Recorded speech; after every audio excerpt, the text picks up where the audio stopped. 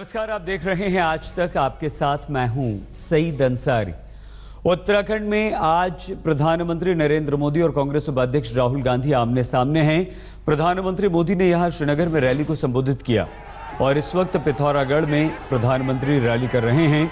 इस दौरान पीएम ने प्रदेश की कांग्रेस सरकार पर निशाना साधा तो राहुल ने भी हरिद्वार में 75 किलोमीटर लंबा एक रोड शो किया।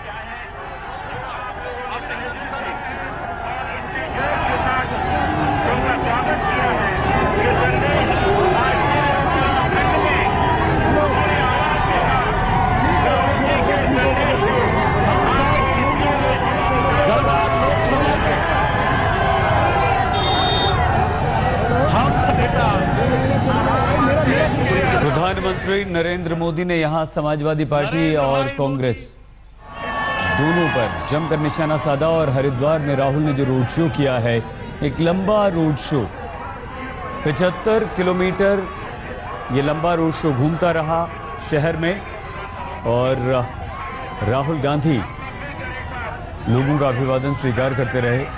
अच्छी खासी भीड़ इस रोड शो में नजर भी आई।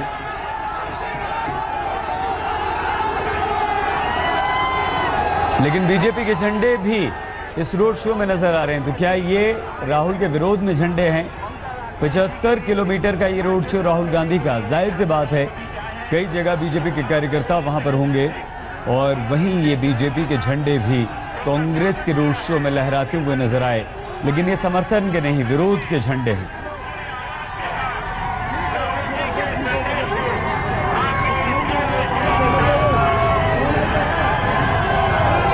कांग्रेसी कार्यकर्ता हाथ में कांग्रेस का झंडा लिए राहुल गांधी का जगह जगह स्वागत करते हुए और इस रोड शो के दौरान राहुल गांधी का कई जगह स्वागत किया गया।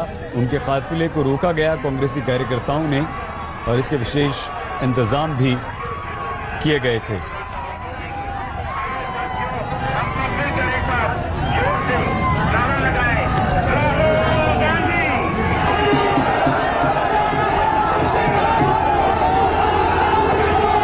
और ये वही राहुल गांधी के रोड शो के दौरान बीजेपी के झंडे लहराते हुए।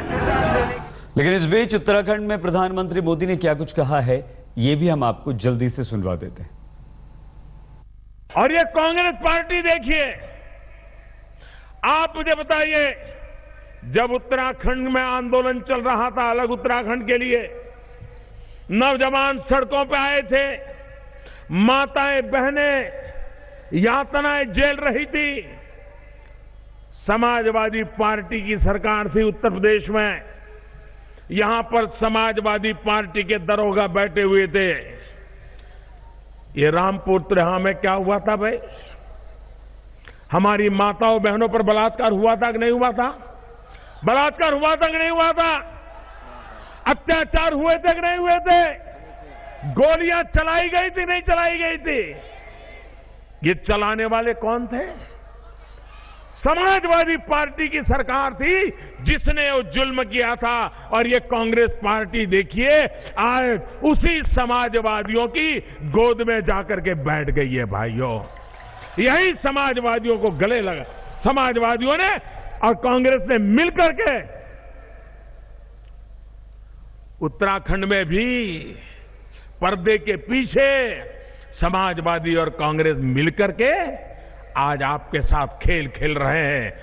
अब मैं अपने बीजेपी के मित्रों से पूछना चाहता हूं, आपसे मेरा सवाल है कि जो भ्रष्ट लोगों को हमने कांग्रेस पार्टी से निकाला, उनको आपने अपनी पार्टी में क्यों लिया?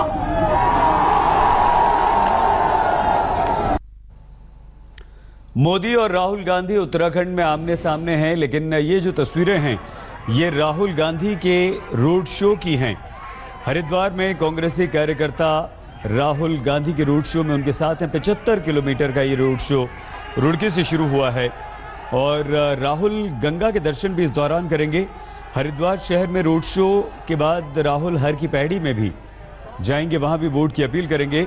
इस पूरे 75 किलोमीटर के रोड शो में 10 विधानसभा क्षेत्रों में राहुल गांधी जा रहे हैं ये 10 विधानसभा क्षेत्र हैं जिन्हें कम से कम राहुल गांधी अपने इस रोड शो के दौरान वहां से गुजरेंगे। 5000 से ज़्यादा बाइकर्स, 150 से ज़्यादा ढोल का इंतजाम किया गया है और 71 विधानसभा सीटों पर एक ही चरण में उत्तराखंड में मतदान होगा। सुप्रिया भारद्वाज हमारी संवाददाता सीधे हरिद्वार से राहुल के इस रोड शो के साथ मौजूद हैं। सुप्रिया, क्या कल अंतिम दिन होने की वजह से आज का ये सबसे बड़ा रोड शो है? और सुप्रिया, ये जो भीड़ हमें नजर आ रही है, ये कार्यकर्ता हैं या वाकई कहीं ना कहीं राहुल को देखने की उत्सुकता हरिद्वार के लोगों में है जो यहाँ नजर आ रही है? सही, ये जो पूरा रोड शो है इसमें कुछ कार्यकर्ता हैं और कुछ स्थानीय लोग भी हैं जो राहुल गांधी की इस यात्रा में शामिल है। ये जो कुमाऊं और गढ़वाल जो एरिया है ये तो बीजेपी और कांग्रेस का गढ़ है। कुमाऊं कांग्रेस का गढ़ है क्योंकि वहां से हरीश रावत आते हैं, जबकि गढ़वाल में बीजेपी ने अपना जो है वो दमखम लगा रखा है। लेकिन ये जो मैदानी इलाका है रुड़की का, हरिद्वार का, यहाँ पर ही जो पूरा दारोमदार है सीटों का डिसाइड करेगा कि आगे किसकी सरकार बनती है। और इसीलिए कांग्रेस ने पूरी अपनी दम जिसको कहते हैं तरह से शक्ति लगा दी है इस पूरी कॉन्स्टिट्यूएंसी को जीतने के लिए। यहाँ पर ज्यादा तादाद में मुस्लिम और साथ के साथ दलित समुदाय के लोग रहते हैं। जहाँ जहाँ जा रहे हैं कांग्रेस पार्टी के अध्यक्ष राहुल गांधी सिर्फ 3 ही बातों को उठा रहे हैं। पहला तो उन्होंने जो नेता उत्तराखंड कांग्रेस के थे, यशपाल आर्या, विजय बहुगुणा और अन्य जो कांग्रेस पार्टी को छोड़कर बीजेपी में शामिल हो गए हैं, उन पर निशाना साधा और कहा है कि प्रधानमंत्री मोदी जो है वो करप्शन की खत्म करने की बात करते हैं, लेकिन कांग्रेस पार्टी का जो कचरा है इस सब को बार बार इस्तेमाल कर रहे हैं। जिसको उन्होंने बाहर निकाल के फेंका था उसे मोदी जी अपने घर में ले गए हैं। दूसरा मुद्दा किसानों के लिए लोन माफी का है और तीसरा वो कह रहे हैं कि युवाओं को नौकरी देंगे। तो ये पूरा का पूरा प्रदर्शन जो इस समय हम देख रहे हैं, शक्ति प्रदर्शन चल रहा है। और सबसे जो अहम बात है कि हर की बॉडी पे जाएंगे, कहीं ना कहीं हिंदुत्व का भी जो टच है। सुप्रिया, क्या आप जल्दी से बता सकती हैं कि बीजेपी के झंडे भी जो नजर आ रहे हैं ये क्या है मामला? ये जब शुरुआत की गई तो वहाँ पर हेमा मालिनी की रैली थी।